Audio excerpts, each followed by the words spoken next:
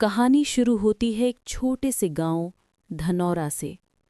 उत्तर प्रदेश की सीमा पर बसा हुआ एक साधारण गांव, जहां आज भी चिट्ठियां बाइक से नहीं पैदल चलने वाले पोस्टमैन लेकर आते हैं। लोग कहते हैं डाकिया जब भी आता है कोई ना कोई खबर लेकर आता है, कभी शादी की, कभी मौत की। लेकिन उस गांव में एक नाम था जो अब सिर्फ फुसफुसाहट में लिया जाता था, रफीक पोस्टमैन।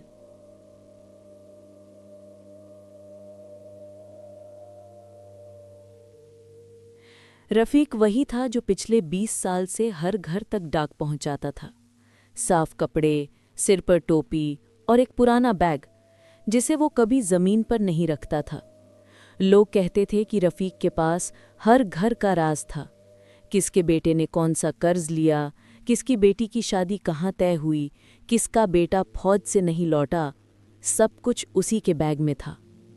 लेकिन एक दिन कुछ ऐसा हुआ जो आज भी उस गांव में कोई नहीं भूल पाया। धीरे धीरे वही पुरानी सीटी की आवाज, टू टू। पिछले भाग में आपने सुना कि कैसे धनौरा गांव में सालों बाद एक पोस्टमैन की आत्मा लौट आई थी। लाल बैग, सफेद कपड़े और वो डरावनी सीटी। सब लोग कह रहे थे कि वो रफीक पोस्टमैन की आत्मा है, जो मरकर भी अपनी डाक बांटने वापस आ गया था। अब सुनिए उसके बाद क्या हुआ। 3 रात बीत चुकी थी। गांव में सन्नाटा था, लेकिन हवा में बेचैनी थी। लोग घरों के दरवाजे बंद रखते, पर फिर भी वो सीटी सुनाई देती थी। हर बार अलग दिशा से, कभी नदी की तरफ से, कभी बाग के रास्ते से और कभी स्कूल के पीछे से। सबसे डरावनी बात ये थी कि हर बार किसी एक घर के बाहर एक पुरानी चिट्ठी पाई जाती थी, जिस पर लिखा होता था, सिर्फ पढ़ने वाले के लिए। उस रात की बात है। मैं यानी साहिल उसी गांव में गया था। मैं असल में इन कहानियों को रिकॉर्ड करने जाता हूं, और उस दिन सोचा कि छलावा पोस्टमैन की सच्चाई खुद पता लगाऊं। गांव के बाहर मुझे वही टूटी डाक चौकी दिखी, जहां लोग कहते थे कि रफीक बैठा करता था। मैंने वहां रिकॉर्डर ऑन किया और बोला, अगर सच में कोई है यहाँ तो कोई निशान दो। बस ये कहा ही था कि हवा अचानक तेज चलने लगी, झाड़ियां हिलने लगी और उस अंधेरे में एक लाल रोशनी चमकी। वो एक लालटेन थी।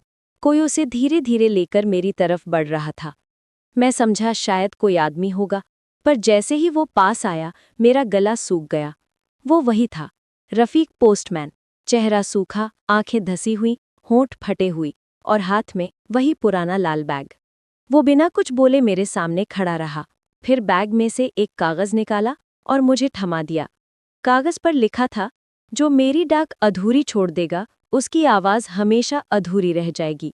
जैसे ही मैंने पढ़ा, मेरे रिकॉर्डर में तेज आवाजें आने लगी, जैसे कोई फुसफुसा रहा हो, रफीक रफीक। मैंने डर के मारे पीछे हटना चाहा, पर उसके पैर जमीन से नहीं छू रहे थे। वो हवा में था, धीरे धीरे ऊपर उठता जा रहा था। उसकी आंखों में आग जैसी चमक थी। वो बोला, मेरा काम अधूरा नहीं रहना चाहिए। मैंने कांपते हुए पूछा, कौन सी डाक? वो मुस्कुराया, जिसे मौत तक नहीं पहुंच पाई थी। इतना कहकर वो गायब हो गया। सिर्फ लालटेन जमीन पर रह गई, और उस लालटेन की लौ में एक चेहरा दिखाई दिया, कमलेश का, वही टीचर जो गायब हो गया था। अगली सुबह गांव में हंगामा मच गया। लोगों ने देखा कि स्कूल की दीवार पर खून से लिखा था, पोस्टमैन लौट आया है, और स्कूल के दरवाजे पर एक बैग लटक रहा था, अंदर वही पुरानी डाक जिसे कमलेश बांट नहीं पाया था। पुलिस आई, बैग खोला, अंदर चिट्ठियां नहीं थीं, बल्कि गांव के उस आदमी का नाम था जो रफीक के गायब होने वाली रात वहां मौजूद था। सबके नाम, एक एक करके, और नीचे लिखा था, डाक पूरी होगी चाहे दुनिया खत्म क्यों ना हो जाए। उसके बाद हर अमावस की रात वो सीटी फिर बजती है, टू टू, और कोई ना कोई कहता है, आज मेरे नाम की चिट्ठी आई थी।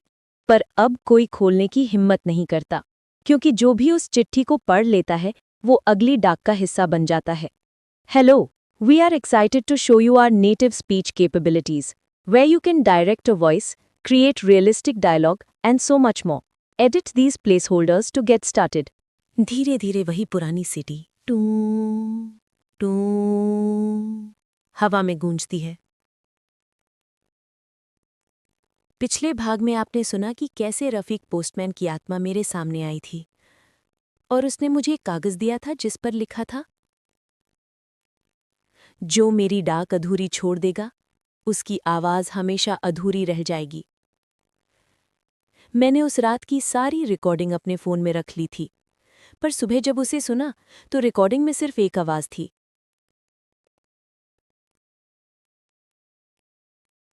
साहिल, अब तेरी बारी है।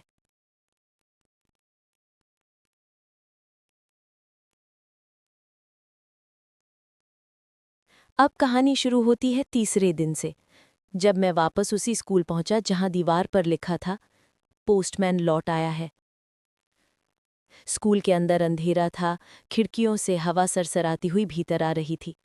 टेबलों पर धूल की मोटी परत जमी थी और एक कोने में वो लाल बैग पड़ा था जिसे पुलिस उठाकर ले गई थी, लेकिन किसी को पता नहीं चला कि वो फिर स्कूल में कैसे आ गया। मैंने धीरे से बैग खोला। अंदर 5 पुरानी चिट्ठियां थीं। हर चिट्ठी के ऊपर खून से एक नाम लिखा था। पहली 3 पर लिखा था कमलेश, नसीर, रामू, और आखिरी 2 रफ़ीक और साहिल। मेरा नाम देखकर मेरा दिल जैसे रुक गया। मैंने डरते हुए वो चिट्ठी खोली।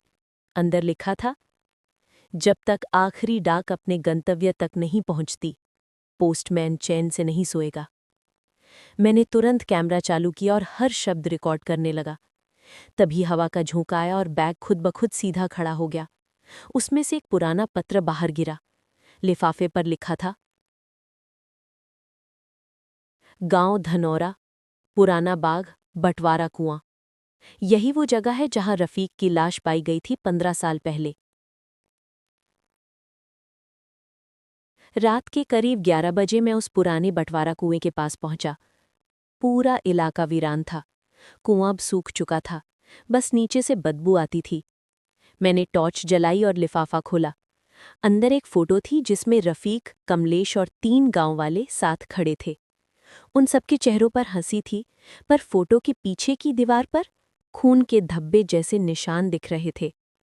अचानक पीछे से वही सीटी बजी, टूं टूं। मैंने टॉर्च घुमाई। कोई नहीं था, पर फिर किसी के कदमों की आवाज आई, धीरे धीरे कुएं की तरफ बढ़ते हुए। फिर वही लाल रोशनी, वो लालटेन, और उसके पीछे धुंध से उभरता चेहरा, रफ़ीक पोस्टमैन। पर इस बार वो पहले जैसा शांत नहीं था। उसके गले में रस्सी लटक रही थी, चेहरा नीला पड़ा था और होठों से फुसफुसाहट निकल रही थी। मुझे मारा गया था। डाक नहीं अधूरी थी, इंसान अधूरा था। मैंने कांपते हुए पूछा, किसने मारा? वो धीरे से मुस्कुराया, जिसने मेरी जगह ले ली थी। जिसे तुम कहानी समझ रहे हो, वो दरअसल कर्ज है जो अब तू चुकाएगा, साहिल। इतना कहते उसका हाथ मेरे गले पर था, ठंडी बर्फ जैसी पकड़। सांस रुकने लगी। मैं जमीन पर गिर पड़ा। टॉर्च गिर गई और रोशनी कुएं के अंदर गई। कुएं की दीवारों पर कुछ लिखा था, हर डाक पहुंचनी चाहिए, चाहे जिंदा से मरा ही क्यों न बनाना पड़े।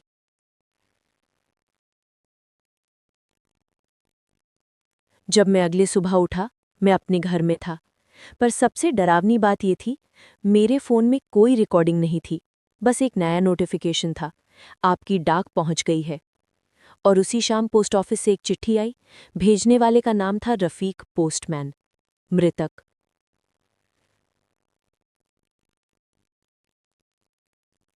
हियर, मैं हूं साहिल, और ये था छलावा पोस्टमैन का तीसरा भाग। पर कहानी अब अपने आखिरी मोड़ पर पहुंच चुकी है, क्योंकि चौथे भाग में वो चिट्ठी खुलने वाली है जिसे पता चलेगा कि किसने मारा था पोस्टमैन को और क्यों उसकी आत्मा आज भी डाक बांटती है। धीरे धीरे हवा की सनसनाहट, पुराने घड़ी की टिक टिक, और बीच में वही डरावनी सीटी, टूं टूं। पिछले भाग में आपने सुना, मैंने वो लाल बैग फिर से पाया था जिसमें 5 चिट्ठियां थीं और उनमें एक चिट्ठी मेरे नाम की भी थी। उसके बाद जो हुआ वो मेरे लिए किसी दुष्स्वप्न से कम नहीं था। उस रात के बाद मैंने कसम खा ली थी कि अब इस कहानी को ख़त्म किए बिना चैन से नहीं रहूंगा। मैंने उस चिट्ठी को फिर खोला, अंदर सिर्फ 2 शब्द लिखे थे, बंटवारा पूरा कर। मुझे समझ नहीं आया इसका मतलब क्या है। मैं गांव के बुजुर्ग हाजी मियाँ के पास गया। वो गांव के सबसे पुराने आदमी थे। रफ़ीक को बचपन से जानते थे। मैंने पूछा, हाजी मियाँ, बंटवारा कुएं का राज क्या है? वो थर-थर कांपते हुए बोले, बेटा, वो कुआं लोगों ने नहीं बनाया था, वो खुद रफ़ीक ने खुदाई करवाई थी।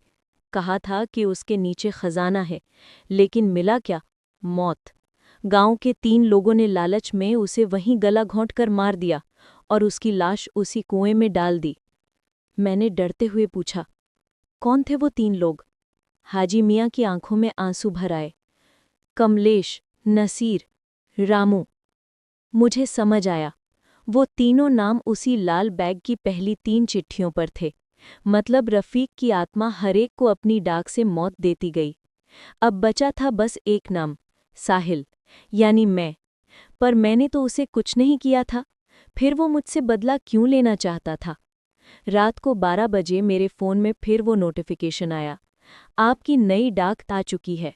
साथ में एक ऑडियो फाइल थी। मैंने चलाया तो आवाज़ आई, जिसने सच्चाई बताई वही आखिरी गवाह है। मैं घबरा गया। मैंने बाहर झांका तो घर के दरवाजे पर वही लाल बैग रखा था। अंदर कुछ हिल रहा था। मैंने कांपते हुए खोला। अंदर एक पुरानी, जंग लगी पोस्टमैन की टोपी और नीचे एक चिट्ठी। चिट्ठी में लिखा था, तू ही वो है जिसने मेरी रिकॉर्डिंग बेची थी। तूने मेरे दर्द को कहानी बना दिया और अब लोग हंसते हैं जहां मैं चीखता था। अब तुझे वही सुनना होगा जो मैंने सुना था, मौत की आवाज़। अचानक मेरे चारों ओर सन्नाटा छा गया। पंखा बंद हो गया, मोबाइल स्क्रीन ब्लैंक हो गई। सिर्फ एक आवाज़, सीटी की, टू टू। मैंने देखा कमरे के कोने में रफ़ीक खड़ा था। उसकी आंखों में वही लाल आग जल रही थी। वो धीरे धीरे बोला, हर कहानी की एक कीमत होती है साहिल। तूने मेरी कहानी बेच दी, अब मैं तेरी आवाज़ ले जाऊंगा। उसने अपनी उंगलियां मेरे होठों पर रखीं। मेरी आवाज़ जैसे जम गई। मैं बोलना चाहता था, पर मुंह से सिर्फ हवा निकली। फिर वो गायब हो गया। सुबह जब मैं उठा मेरे मुंह से आवाज़ नहीं निकल रही थी। डॉक्टर ने कहा, वोकल कॉर्ड्स जले हुए हैं, जैसे किसी ने भीतर से दबा दिया हो। और उसी शाम मेरे दरवाजे पर एक नई डाक आई। भेजने वाले का नाम था साहिल पोस्टमैन। मैं हूँ साहिल, या शायद अब नहीं, क्योंकि अब मैं सिर्फ सुनाता नहीं, सुनवाता हूँ। और हर एपिसोड के बाद एक नया सुनने वाला हमेशा के लिए खामोश हो जाता है। धीरे धीरे हवा की गूंज, फिर वही सीटी और दूर से किसी के कदमों की आवाज़।